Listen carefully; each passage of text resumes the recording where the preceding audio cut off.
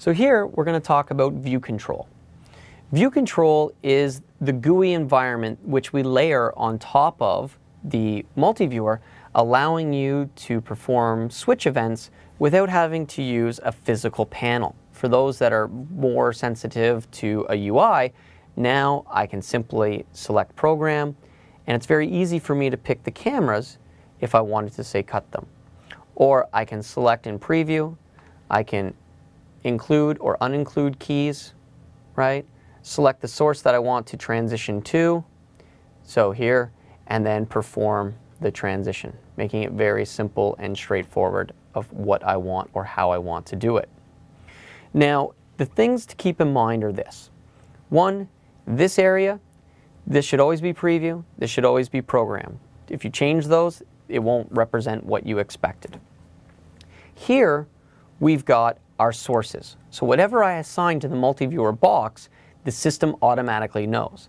So when I select camera 1 here, or lobby 3 here, it automatically knows that that's the source and it puts it to whatever is my focus bar.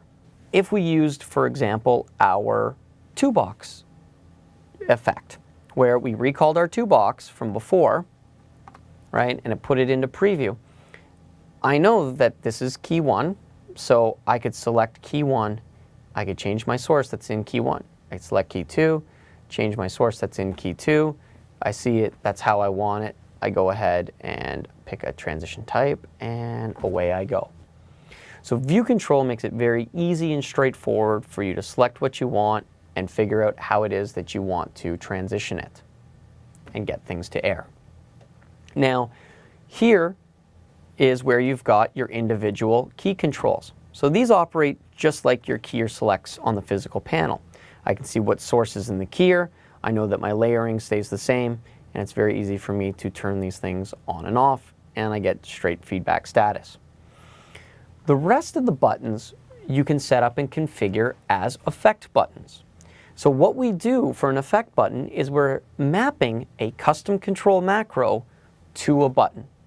So here I put a custom control macro that when I select Anna's lower third, right, it automatically calls it up on the graphics system and transitions it to air for us. So to do that, I simply press on the settings button over to the right hand side here, which puts it into configuration mode. So now I can select any button I want, right? So we'll say, okay, we're going to do John's lower third. So for John's lower third, I gave it a name, and here it was John's lower third, and I told it what bank and what custom control it's going to call up. So it's bank 1, custom control 2. You're then able to go through the USB and even go into your Media Store capture folder, where you'll find all of the icons that you can apply to the video. Now you can use the Media Store capture function to capture anything off of the system, and then it'll be available in these captures, and then it'll apply it to the icon. When you save your switcher file, all of these icons store with the switcher setup file. So even if you delete everything in the capture folder away, it'll always store with your switcher setup. As you can see, I have a bunch of different switcher setups, and if you went into each of the setups, they've even got their own little folders with, say, ViewControl, and inside of those folders, I'll find the icons that's stored with it. So I don't have to worry too much. All my icons will stay. As we've seen before, I can build a custom control that affects and brings on my element, and that's what we did here. So now that we've done it and we've assigned it, now I want to make sure that I have that custom control built. So the easiest and quickest way to do this would be to build it really fast. So I come in and I say, okay, I want to edit, and we assigned it to be bank 1, custom control number 2.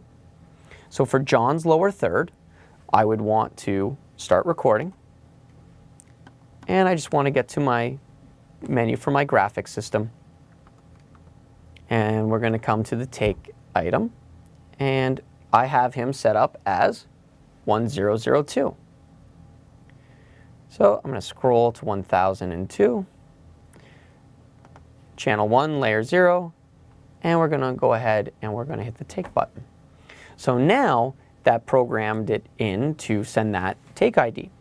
I'm going to insert a pause of, say, 5 frames.